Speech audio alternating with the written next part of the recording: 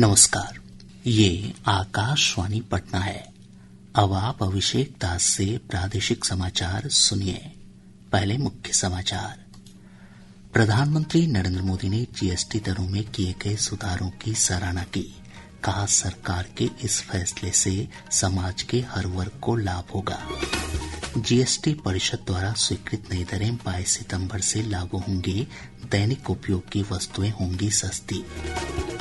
प्रधानमंत्री नरेंद्र मोदी की मां को लेकर की गई आपत्तिजनक टिप्पणी के विरोध में एनडीए के बिहार बंद का आज व्यापक असर देखने को मिला। और राजगीर में खेली जा रही एशिया कप पुरुष हॉकी प्रतियोगिता के सुपर 4 स्टेज में भारत और मलेशिया के बीच मैच जारी। अब समाचार विस्तार से। प्रधानमंत्री नरेंद्र मोदी ने जीएसटी दरों में किए गए सुधारों की सराहना की है। नई दिल्ली में एक कार्यक्रम को संबोधित करते हुए श्री मोदी ने कहा कि सरकार के इस फैसले से समाज के हर वर्ग को लाभ होगा। हमारे जो ऐसे सेक्टर हैं जिसमें सबसे ज्यादा लेबर लगती है, उनको जीएसटी की कम दरों से बहुत बड़ा सहारा मिलने वाला है। टेक्सटाइल हो, हैंडीक्राफ्ट हो, लेदर हो, इसमें काम करने वाले साथी, इस बिजनेस से जुड़े साथियों को बड़ी मदद मिली। इसके साथ साथ कपड़ों और जूतों की कीमतों में भी बहुत कमी आने वाली है। हमारे स्टार्टअप्स, एमएसएमई, छोटे व्यापारी, कारोबारियों के लिए टैक्स तो कम हुआ ही है, साथ ही कुछ प्रक्रियाओं को भी सरल किया गया है। इससे उनकी सहूलियत और बढ़ेगी। जीएसटी परिषद द्वारा घोषित नई दरें 22 सितंबर से लागू होंगी। परिषद ने कल अगली पीढ़ी के वस्तु और सेवा कर सुधारों के तहत अप्रत्यक्ष कर प्रणाली को 4 स्तरीय संरचना से सरल बनाकर 2 स्तरीय संरचना में बदल दिया है। अब केवल 2 स्लैब दर 5 और 18% ही होंगे। पहले 5%, 12%, 18% और 28% की 4 स्लैब दरें थीं। केंद्रीय वित्त मंत्री निर्मला सीतारामन ने कहा कि इससे दैनिक उपयोग की अधिकांश वस्तुएं और सेवाएं सस्ती हो जाएंगी। हमारे संवाददाता ने बताया कि विभिन्न वस्तुओं पर जीएसटी परिषद की दरों में कटौती का उद्देश्य सभी नागरिकों के जीवन को बेहतर बनाना है। प्रधानमंत्री नरेंद्र मोदी ने स्वतंत्रता दिवस पर जीएसटी सुधारों की घोषणा की थी। जीएसटी में सबसे बड़ी कर कटौती खाद्य पदार्थों, दवाओं, आवश्यक वस्तुओं, कृषि उत्पादों, हरित ऊर्जा के साथ साथ छोटी कारों और बाइक पर की गई है। वहीं व्यक्तिगत जीवन स्वास्थ्य बीमा पॉलिसियों पर जीएसटी की दर 18% से घटाकर 0 कर दी गई है। इस कदम से स्वास्थ्य बीमा पॉलिसी आम आदमी के लिए सस्ती हो जाएगी और देश में बीमा कवरेज बढ़ेगा। कैंसर और दुर्लभ बीमारियों के उपचार सहित 36 जीवन रक्षक दवाओं पर भी जीएसटी 0 कर दिया गया है। इसके अलावा थर्मामीटर और ग्लूकोमीटर सहित नियमित उपयोग की जाने वाली चिकित्सा वस्तुओं पर जीएसटी की दर 12% से घटाकर 5% कर दी गई है। स्वास्थ्य बीमा पर जीएसटी छूट और जीवन रक्षक दवाओं पर जीएसटी की दर में कटौती स्वस्थ भारत, समृद्ध भारत बनाने की दिशा में एक निर्णायक कदम है। दीपेंद्र कुमार, आकाशवाणी समाचार, दिल्ली। केंद्रीय संसदीय कार्य मंत्री किरेन रिजिजू ने जीएसटी सुधारों को ऐतिहासिक बताया है। आज राजगीर में संवाददाताओं से बातचीत में उन्होंने कहा कि इस फैसले से दैनिक जीवन के उपयोग की वस्तुएं सस्ती हो जाएंगी। जीएसटी रिफॉर्म का कल जीएसटी काउंसिल ने जो पारित किया और 2 स्लैब में किया है और इसमें आम लोगों के जिंदगी में जरूरत चीजें बहुत सस्ता हो जाएंगे। प्रधानमंत्री जी ने 15 अगस्त में घोषणा किया था कि दिवाली से पहले बड़ा तोहफा आने वाला है, तो यही सबसे बड़ा तोहफा है। केंद्रीय सूक्ष्म लघु और मध्यम उद्यम मंत्री जीतन राम मांझी ने कहा कि जीएसटी सुधारों से उनके मंत्रालय से जुड़ी योजनाओं को काफी लाभ होगा। हमारे छोटे इंटरप्रेन्योर्स हैं, एमएसएमई के लोग हैं, उनका स्कोप बढ़ेगा। माल हमारा जो तैयार होगा उसका खरीद हम देशी में करेंगे, राज्य में करेंगे। जीएसटी के नाम से आज 144 करोड़ लोगों को मरहम लगाने का नहीं बल्कि दिवाली का एक गिफ्ट दिया है हमारे प्रधानमंत्री जी ने। केंद्रीय मंत्री चिराग पासवान ने कहा कि जीएसटी सुधारों से भारतीय अर्थव्यवस्था को गति मिलेगी।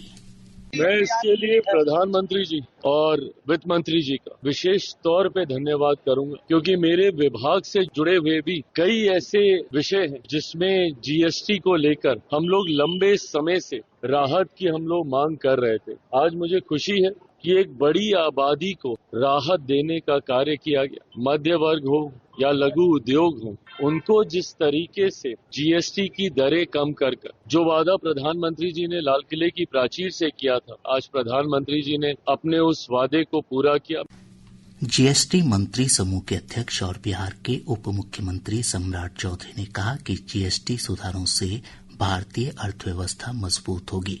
उन्होंने कहा कि आत्मनिर्भर भारत के विजन को साकार करने में भी इन सुधारों का महत्वपूर्ण योगदान होगा।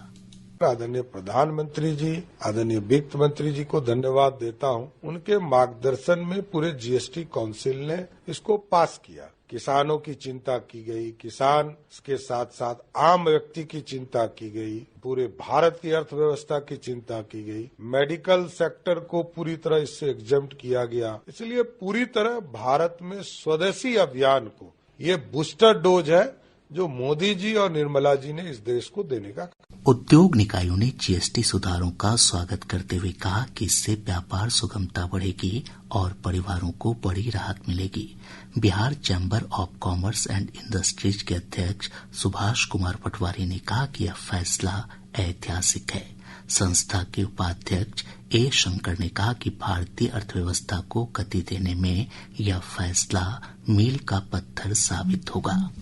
इसका बहुत ही स्वागत करता हूं और ये अभूतपूर्व रहेगा, खास करके अर्थव्यवस्था को। और अभी भारत जिस तरीके से तीसरे और दूसरे पायदान के लिए हम लोग अर्थव्यवस्था में जाने की ओर अग्रसर हो रहे हैं, इसमें एक और ये मील का पत्थर साबित होगा। जीएसटी सुधारों को लेकर आम नागरिकों और व्यापारियों ने भी प्रसन्नता व्यक्त की है। सरकार ने आम आवाम को बड़ी राहत दी है और जैसे हम व्यवसायी हैं एयर कंडीशन के, इलेक्ट्रॉनिक्स गुड्स के, तो जो स्लैब हमारे यहाँ 28% का था उस स्लैब को 18% कर दिया गया है। तो निश्चित रूप से दाम में गिरावट आएगी। इन्होंने जो निर्णय लिया कि अब 4 टैक्स स्लैब को कम करके 2 में कर देने का, इससे आम जनता को बहुत बड़ा सुविधा मिलने जा रहा है। ये स्वागत योग्य कदम है और भारत सरकार इसके लिए साधुवाद के हकदार है। सराहनीय है कि उन्होंने जिस तरीके से टैक्स को कम किया और जिस तरीके से कुछ टैक्स को हटा दिया, ये सराहनीय है। वो आम उपभोक्ता को फायदा आएगा। प्रादेशिक समाचार आप आकाशवाणी पटना से सुन रहे हैं। ताजा समाचारों के लिए आप हमारे x handle AIR News _Patna पर जा सकते हैं।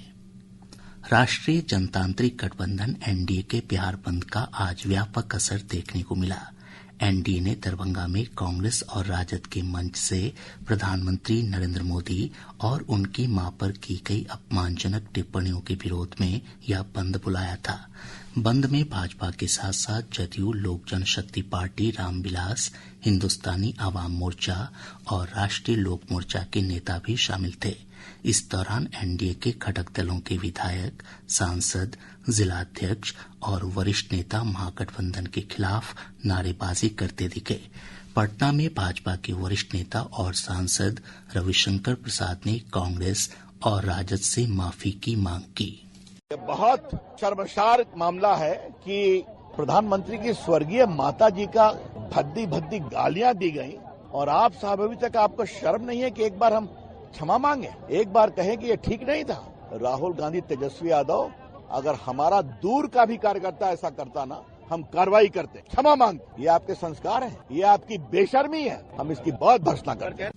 जिला मुख्यालयों से हमारे संवाददाताओं ने बताया कि बंद के दौरान NDA के घटक दलों की महिला मोर्चे की सदस्य अधिक सक्रिय देखी गयी। महिला शाखाओं ने कई स्थानों पर धरना और विरोध प्रदर्शन किया। कुछ जगहों पर बंद समर्थकों ने वाहनों की आवाजाही रोक दी, जिससे आवागमन प्रभावित हुआ। राजद और कांग्रेस समेत महागठबंधन के सभी दलों ने भाजपा के बिहार बंद को पूरी तरह विफल बताया है। राजद के वरिष्ठ नेता तेजस्वी प्रसाद यादव ने कहा कि बंद समर्थकों ने जबरन आम लोगों को तकलीफ पहुंचाया। बिहार बंद जो भाजपा NDA के द्वारा था, सुपर फ्लॉप रहा। एक भी आम आदमी का समर्थन भाजपा और एनडीए को नहीं मिला, बल्कि भाजपा के लोगों ने गुंडागर्दी जो है सड़कों पे की, महिलाओं के साथ बदतमीजी की गई, टीचरों के साथ बदतमीजी की गई, एम्बुलेंसों को रोका गया, जबरन जो है आम नागरिकों को तकलीफ पहुंचाया गया। इंडिया गठबंधन के उपराष्ट्रपति पद के उम्मीदवार पी सुदर्शन रेड्डी ने आज पटना में कांग्रेस, राजद, वीआईपी और वाम दलों के नेताओं के साथ मुलाकात की। संवाददाताओं से बातचीत में श्री रेड्डी ने कहा कि वे किसी राजनीतिक दल से जुड़े व्यक्ति नहीं हैं, वे सभी दलों से समर्थन की अपील करते हैं। राजगीर में खेली जा रही एशिया कप पुरुष हॉकी प्रतियोगिता के सुपर 4 स्टेज में भारत का मुकाबला मलेशिया से हो रहा है। कल खेले गए सुपर 4 मुकाबले में भारत और कोरिया के बीच मैच 2-2 की बराबरी पर समाप्त हो गया था। इधर सुपर 4 स्टेज के एक मुकाबले में चीन ने कोरिया को 3-0 से पराजित कर दिया है। वहीं 5 में से 8वें स्थान के लिए खेले गए मुकाबले में बांग्लादेश ने कजाखस्तान को 5-1 से पराजित किया। भूटान के प्रधानमंत्री दशो शेरिंग टोब्गे ने आज राजगीर में नवनिर्मित रॉयल भूटान बौद्ध मंदिर का उद्घाटन किया। इस अवसर पर केंद्रीय संसदीय कार्य मंत्री किरेन रिजिजू भी उपस्थित थे। भूटान के प्रधानमंत्री ने कहा कि यह मंदिर भारत भूटान के बीच मित्रता का जीवंत प्रतीक है। इस अवसर पर श्री रिजिजू ने कहा कि इस मंदिर के उद्घाटन से भारत और भूटान के बीच आध्यात्मिक संबंध और मजबूत होंगे। मुख्यमंत्री नीतीश कुमार ने आज छपरा में आयोजित एक कार्यक्रम में 878 करोड़ रुपए से अधिक की लागत की विभिन्न विभागों की 7 परियोजनाओं का शिलान्यास किया। इन योजनाओं की घोषणा मुख्यमंत्री ने अपनी प्रगति यात्रा के क्रम में की थी। बिहार लोक सेवा आयोग ने तृतीय चरण की शिक्षक नियुक्ति परीक्षा का परिणाम जारी कर दिया है। परीक्षा परिणाम में 15 विषयों में कुल 15,220 अभ्यर्थी सफल हुए हैं। आयोग ने 9वीं और 10वीं कक्षा के लिए 16,970 पदों के लिए विज्ञापन जारी किया था। अभ्यर्थी आयोग की वेबसाइट पर परिणाम देख सकते हैं। और अब अंत में मुख्य समाचार एक बार फिर। प्रधानमंत्री नरेंद्र मोदी ने जीएसटी दरों में किए गए सुधारों की सराहना की। कहा, सरकार के इस फैसले से समाज के हर वर्ग को लाभ होगा। जीएसटी परिषद द्वारा स्वीकृत नई दरें 22 सितंबर से लागू होंगी।